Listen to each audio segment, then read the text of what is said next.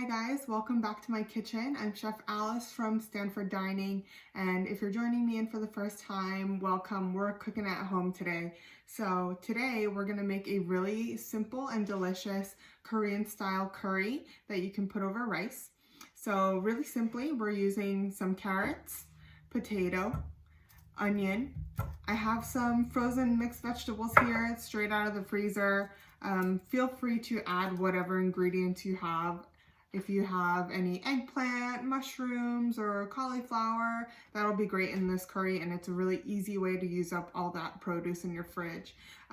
You'll also need some curry cubes, and these are Japanese curry cubes. You can find this in your local supermarket in the Asian aisle, some salt and pepper, and some oil. So let's get started.